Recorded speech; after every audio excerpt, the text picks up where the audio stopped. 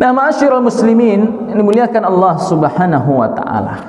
Ini yang harus kita ikuti Bapak Ibu, bagaimana Nabi Zakaria ini ya menghinakan, merendahkan dirinya, menunjukkan kelemahannya di hadapan Allah Subhanahu wa taala. Cara ini yang kita ikuti. Apa yang dikatakan oleh Nabi Zakaria ini ketika berdoa? Ini doanya Nabi Zakaria Bapak Ibu. Didengarkan dengan baik. Apa kata dia? Allah dahului dulu dengan firman-Nya. إِذْ نَادَى رَبَّهُ نِدَاءً خَفِيًّا. Ingatlah ketika Zakaria ini bermunajat kepada Rabb-Nya, berdoa dengan doa yang lembut, doaan khafiyah, dan doa yang tersembunyi, doa yang khusyuk. Bahasanya digunakan oleh Allah nidaan khafiyah ya. Kemudian dalam doanya itu Nabi Zakaria berkata, Qala Rabbi inni wahanal azmu minni. Ya Rabb, sesungguhnya tulangku ini telah rapuh Bapak Ibu. Nah, tulang saya ini ya Rabb sudah rapuh. Di sini Nabi Zakaria menunjukkan apanya Ibu? Kelemahannya. Kau lemah, akui kelemahanmu itu di hadapan Allah. Jangan kau congkak, sombong di hadapan Allah, meninggikan diri, membusungkan dada di hadapan Allah Subhanahu wa ta'ala. Tunjukkan kelemahanmu, nyatakan dengan ungkapanmu, sebagaimana dikatakan oleh Zakaria. Apa kata Zakaria? Ya Rabb, tulangku telah lemah.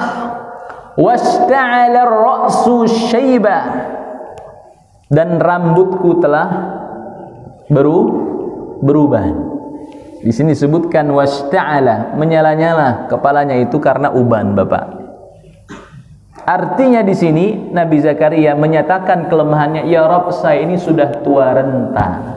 Rambut saya ini sudah beruban, dan sekalipun saya tak pernah kecewa ketika saya berdoa kepadamu ya Rabb. Nah, ini yang ditunjukkan Nabi Zakaria kepada Allah Subhanahu wa taala, menunjukkan kelemahannya. Wa kanat imraati aqira ya Rabb, dan istriku itu ya Rabb aqira. Apa aqira Bapak Ibu? Mandul. Ya, tak ada bakat dia punya anak. Dari dulu saya menikah, dari muda sampai tua gak menikah dia. Sampai pada kesimpulan ini istrinya ini mandul. Ya. Fahabli min ladunka waliya ya Rabb, maka anugerahkan untukku dari sisimu itu waliya, anak keturunan ya, yang akan mewarisiku nanti ya Rabb. Dokter sudah menyatakan istrinya sudah mandul, sudah tua lagi, menopause lagi. Sang suami pun juga begitu, sudah tua, renta. Bapak masih ada bakat nggak punya anak, Pak? Laki-laki itu sampai usia berapa dia itu tidak bisa untuk berproduksi lagi? Usia berapa, Pak? Ada batasannya nggak kalau laki-laki, Ibu? Kalau wanita, ibu-ibu, ada batasannya. Kalau bapak-bapak? Ada, Pak? Nggak ada. Masya Allah, pantesan masih pengen terus sih, karena nggak ada.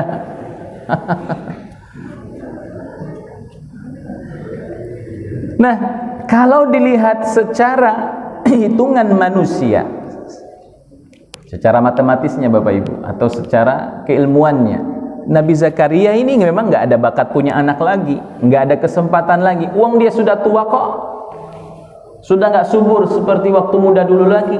Apalagi istrinya sudah melewati masa suburnya, sudah menopause lagi dan mandul lagi, nggak ada bakat punya anak sudah. Tapi apakah di situ Zakaria putus asa untuk punya anak? Putus asa Bapak? Tidak putus asa, karena dia punya Allah Subhanahu wa ta'ala. Meminta sesuatu yang mustahil bagi kebanyakan manusia dan tidak mustahil bagi Allah Subhanahu wa ta'ala. Dimintanya kepada Allah, Rabb yang tidak ada sesuatu yang mustahil bagi dirinya terkait dengan kehidupan hambanya. Fahabli min ladunka waliya hunalika da'a Zakaria rabbah. Di sanalah Nabi Zakaria berdoa kepada Rabbnya, meminta, Rabbi habli min ladunka dzurriyyatan thayyibah innaka sami'ud du'a. Dan di dalam mihrab itulah Nabi Zakaria meminta kepada Allah Subhanahu wa ta'ala agar diberikan keturunan. Ya Allah, berikan kepadaku dari sisimu dzurriyyatan thayyibah, anak yang saleh dan salehah, keturunan yang baik. Di mana itu Bapak? Di dalam mihrab. Sebagaimana Maryam juga di dalam mihrabnya berzikir meminta kebaikan dari Allah, itu pula yang dilakukan Zakaria, berdoa, berzikir, meminta sesuatu yang besar dalam hidupnya, yang diimpi-impikannya, yang diidam-idamkannya, yaitu dari dalam mihrab. Kesimpulannya apa Bapak Ibu? Tempat yang paling baik meminta kepada Allah itu di mana? Di dalam mihrab, yaitu tempat ibadah yang mana kita sering beribadah di dalamnya, termasuk juga di dalam masjid. Sebaik-baik tempat meminta dan berdoa kepada Allah Subhanahu wa ta'ala di antaranya adalah rumah ibadah. Ya, selain di rumah juga ada mihrab, ada Bapak. Di mana mihrabnya rumah itu? Tempat ruangan yang sering kita pakai untuk sholat sunnah. Ya. Maka ada istilah sering kita dengar ketika ustadz itu bercerita tentang si fulan, hidupnya pelik, hidupnya susah, menghadapi berbagai macam masalah, tapi tidak membuat dia putus asa. Selalu saja dia datang kembali ke masjid. Maka setiap kali dirudung masalah, bukan lari ke tempat manapun, tapi lari kemana? Ke masjid. Maksud lari ke masjid ini ngapain Pak? Goler-goleran di masjid? Bukan. Ya, berserah diri kepada Allah di masjid. Ngapain di masjid dia? Ambil wudhu, sholat sunnah, zikir, berdoa. Kalaupun menangis di situ. Ya, ini yang dilakukan oleh orang-orang yang soleh. Terakhir Bapak Ibu yang dimuliakan oleh Allah Subhanahu wa ta'ala, ketika Nabi Zakaria meminta kepada Allah dalam mihrabnya itu, apakah Allah kabulkan? Allah kabulkan dalam waktu yang singkat saja, tak menunggu lama. Bagaimana Nabi Allah menceritakan di situ? Fanadathul malaikatu wa huwa qa'imun yusalli fil mihrab. Malaikat memanggil Zakaria saat apa? Wa huwa qa'imun yusalli fil mihrab. Malaikat memanggil Zakaria. Zakaria saat itu sedang berdiri di dalam mihrabnya. Berdiri sedang apa Bapak Ibu? Salat dia. Apa yang dikatakan malaikat kepadanya? Annallaha yubashshiruka bi Yahya. Sesungguhnya Allah beri kabar gembira untukmu ya Zakaria. Yubashshiruka bi Yahya. Akan lahir seorang anak untukmu, namanya Yahya. Ini bukan sekedar kabar gembira, bukan sembarang kabar gembira. Allah kasih kabar gembira itu secara sempurna. Allah kabarkan kamu punya anak nanti, tapi langsung Allah kasih nama anak itu, namanya siapa Pak? Yahya. Jadi yang kasih nama Yahya itu bukan Zakaria. Yang kasih nama Yahya itu Allah Subhanahu wa ta'ala. Bayangkan Bapak Ibu, kita punya anak, yang kasih nama siapa? Allah. Biasanya Bapak Ibu ya, kepengen tenang ini, kepengen mendapatkan kebaikan, kepengen mendapatkan keberkahan, pengen yang kasih nama ini siapa biasanya? Kiai, abaib, ya, orang soleh. Ada yang bawa anak ke Pak RT? Pak RT tolong Pak Teh kasih nama ini anak. Ada nggak? Ada juga. Kalau PRT-nya itu orang soleh gitu ya, pengen yang kasih nama ini orang soleh. Ada yang mentaknik anaknya itu pengen yang ngunyah kurma buat anaknya ini siapa? Orang soleh. Dia nggak yakin sama dirinya. Pak Ustadz tolong dong kunyahin buat ini anak saya. Ketika ada akikah di rumahnya 7 harian, pengen motong rambut, pengen yang motong pertama kali siapa dia itu? Ustadznya. Padahal nggak harus ustadz juga, dia juga bisa potong. Tapi kepengen kebaikan itu dari orang-orang yang soleh. Apatah lagi yang kasih nama itu siapa? Allah Subhanahu wa ta'ala. Bayangkan ketika Allah beri sesuatu, pasti sesuatu itu yang terbaik. Ketika Allah beri makanan, pasti makanan itu yang terbaik. Dan ketika Allah kasih nama, pasti nama itu nama yang terbaik. Maka disebutkan bahwa nama Yahya ini tidak ada satu orang pun yang pernah beri nama anak sebelumnya yang namanya Yahya. Ini nama unlimited, pertama kali kasih. Siapa yang kasih? Allah Subhanahu wa ta'ala. Lalu ma'asyiral muslimin dimuliakan oleh Allah Subhanahu wa ta'ala, Allah sebutkan bahwa kamu nanti punya anak namanya Yahya, dan Allah detilkan lagi setelah namanya Allah detilkan sifat muwasafatnya itu Bapak Ibu, bahwa Yahya ini musaddiqan bi kalimatin minallah, membenarkan kalimat-kalimat Allah, wasayyidah, teladan orang saleh, wa hasura, orang yang mampu menahan syahwatnya, wa nabiyyan minas salihin, dan nabi dari kalangan orang-orang yang saleh. Belum lahir Pak, tapi sudah diberikan rinciannya oleh Allah Subhanahu wa ta'ala. Punya anak saja kita gembira Bapak Ibu, apalagi anak yang ditunggu-tunggu kehadirannya. Dijelaskan kamu nanti punya anak, senang nggak? Senang. Apalagi dirinci oleh Allah, anak kamu itu lahir nanti orangnya soleh, mampu menahan hawa nafsunya, teladan bagi banyak manusia, dan lagi nabi dari kalangan orang yang soleh. Mendapatkan kabar gembira itu, gimana perasaannya Zakaria Pak? Bisa nggak Bapak rasakan kegembiraan itu? Ya.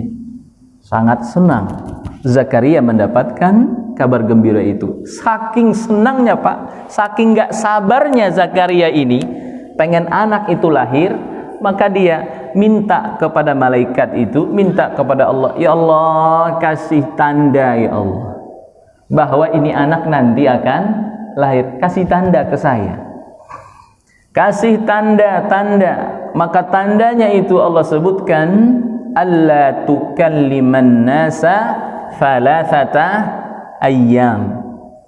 Tandanya Zakaria, kau nanti tidak akan bisa ngomong selama tiga hari. Maksudnya apa Bapak Ibu? Zakaria ini membisu. Yang keluar dari mulutnya itu hanya zikir saja.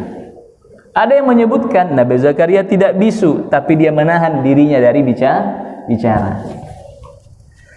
Kau tidak bisa ngomong 3 hari. Ternyata selama 3 hari itu Nabi Zakaria memang tidak berbicara kepada manusia. Wa dzata yaumin dakhala Zakaria mihrabal ma'bad. Suatu ketika Nabi Zakaria masuk ke dalam mihrabnya dan manusia di luar menunggu dia keluar. Lalu Allah mewahyukan kepada Zakaria alaihissalam untuk tidak berbicara.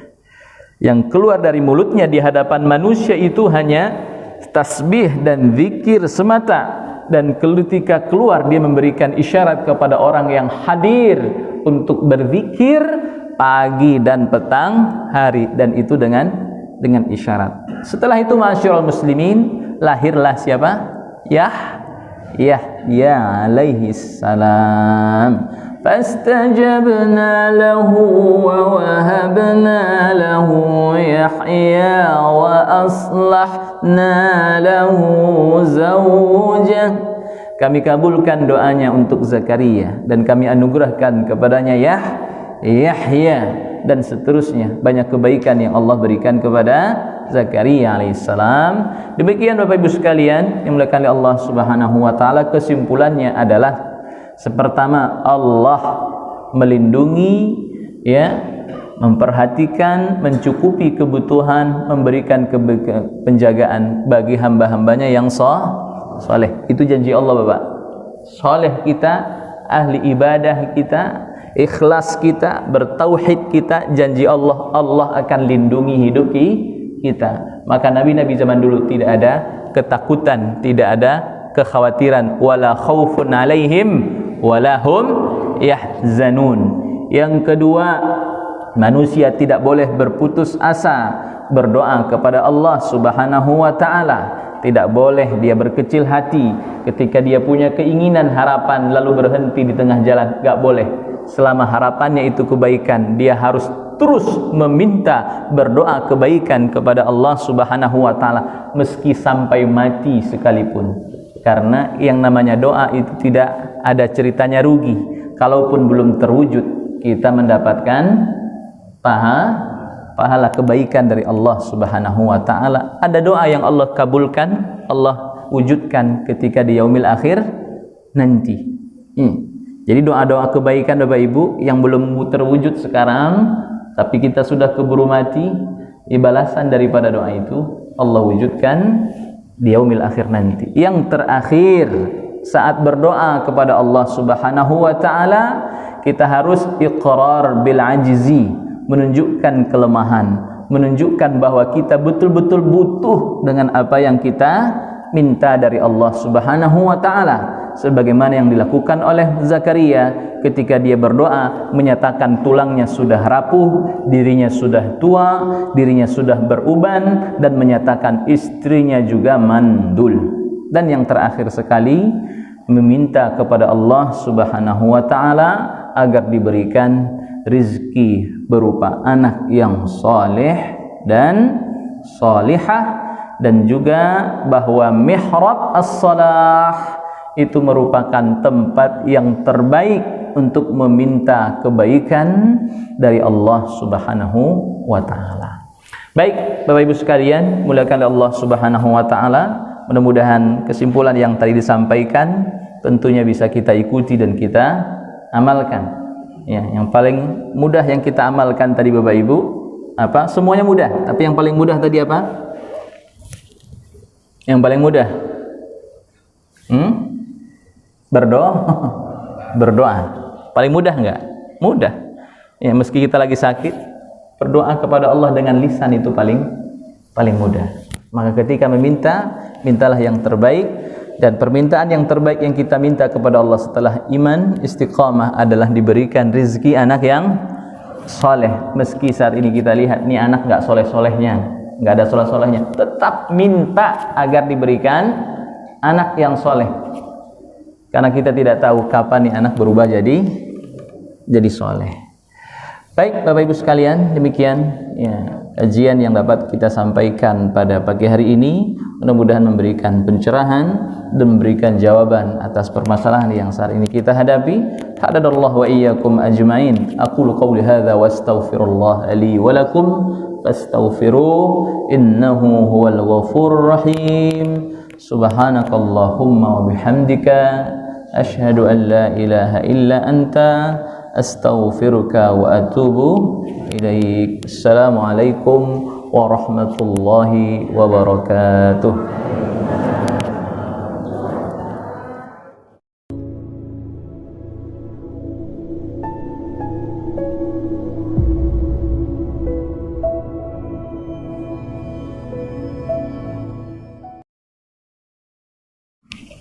Iya Pak, monggo silakan. Ya, itu yang pertama. Yang kedua, ini ganggu Bapak, ini juga penting karena ketika Ustaz sampaikan juga bahwa ada kaitannya ketika ingin memelihara ayam itu diundi dengan sehat. Kata-katanya diundi. Kemudian yang jadi pertanyaan saya, di kaum muslimin juga suka mengundi, jadi dia kirimkan burung terbang, kalau dia dijadikan jalan namanya, istilah namanya itu kalau masalah Tohayaro. Kemudian Nabi Yunus pun juga diundi ketika di kapal. Nah, kayaknya sekarang dengan undian zaman sekarang ya, undian greyhound dulu, ada undian apalah, dengan pertandingan bola, terus gimana? Berkaitan dengan nama, ya, entah itu nama binatang, nama orang. Kalau Allah yang menjelaskan dalam Al-Quran berarti itulah nama yang sebenarnya. Contoh berkaitan dengan nama burung. Burungnya siapa, Pak? Dalam kisahnya Nabi Sulaiman alaihissalam, burung yang bawa kabar. Allah sebutkan namanya siapa di situ burungnya? Wa inni lam aral hudhuda, kata Sulaiman. Allah sebutkan, saya nggak melihat hudhud. Hudhud itu siapa?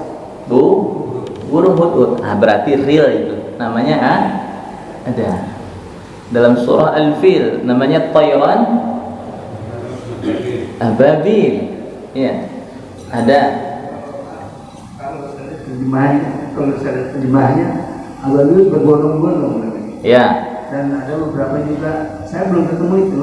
Apalagi itu nama burungnya mereka tidak bisa menjelaskan. Saya tidak mendapat penjelasan apakah burungnya besar atau burungnya kecil. Iya. Yang jelas dia membawa batu.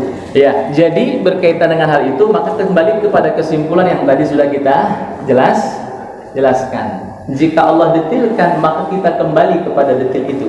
Jika Allah globalkan maka kita kembali kepada makna global, karena Allah yang paling tahu. Lain cerita ketika Allah globalkan tapi Nabi yang mendetilkan. Ini termasuk detil yang diterima. Lah ini sumbernya nggak ada selain dari Quran, dari Sunnah, dari Al-Quran juga nggak ada, dari Sunnah yang sahih juga nggak ada. Baru ketemu detil-detilnya itu dari kisah konon katanya kila waqala, kata si ini, kata si itu. Dan ketika kita telusuri lagi detilnya itu kok semakin aneh, semakin aneh. Ini yang harus dihindari. Maka berkaitan dengan nama-nama itu diantaranya Bapak kembalikan kepada kisah aslinya dan juga kembalikan ke makna yang sebenarnya. Itu berkaitan, jika memang nama burung tadi itu tidak Allah detilkan maka kembalikan kepada makna itu. Contoh juga diantaranya ketika kisah Ashabul Kahfi itu nama anjingnya tidak Allah detilkan namanya, dalam sunnah Nabi juga tidak dijelaskan siapa namanya, ya sudah kembalikan, karena ada hikmah di balik itu. Ketika Allah tidak mendetilkan nama, di antaranya yang saya baca itu Bapak, agar orang itu fokus kepada esensi ibrah dan pelajaran yang ada dalam kisahnya itu, bukan kepada namanya itu. Karena kisah itu diturunkan itu tujuannya apa? Ibratun liulil albab, itu sebagai ibrah dan pelajaran bagi manusia, bukan untuk namanya itu. Tapi kalau namanya ditilkan ya nggak apa-apa, kita terima nama itu. Itu Bapak. Wallahu a'lam bishawab. Kemudian yang kedua, nah perihal dengan undian ini Bapak, ya termasuk undiannya yang diadakan oleh siapa? Nabi Yunus alaihissalam pada masa itu, di mana itu harus dilakukan, karena kalau tidak dilakukan itu akan tenggelam. Dan ternyata perihal undian ini juga pernah dilakukan oleh Nabi Muhammad sallallahu alaihi wasallam. Di antaranya ketika beliau mengundi siapa Pak? Istrinya. Idza arada safaran, bunyi hadisnya begitu. Aqra'a baina nisa'ihi fa ayyatuhunna kharaja sahmuha kharaja biha ma'ahu. Apabila Rasulullah sallallahu alaihi wasallam hendak safar, beliau mengundi di antara istrinya, siapa yang namanya keluar, beliau akan berangkat bersama istrinya yang menang. Jadi undian dibolehkan ketika tidak ada unsur judi, tidak ada unsur untung rugi, yang menang untung dan yang kalah rugi. Jika ada unsur untung rugi semacam ini statusnya apa Pak? Judi. Dalam kasus undian para istri Nabi diceritakan Aisyah itu tidak ada untung rugi, yang ada untung dan tidak rugi dan seterusnya.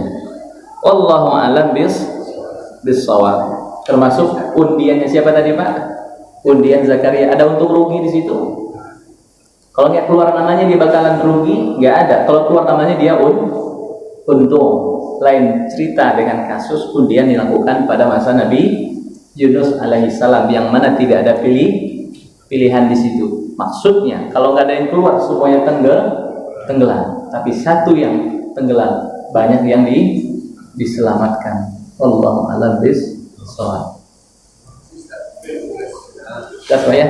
Subhanakallahumma bihamdika asyhadu an la ilaha illa anta astaghfiruka wa atubu ilaik. Assalamualaikum warahmatullahi wabarakatuh. Waalaikumsalam warahmatullahi wabarakatuh. Baik.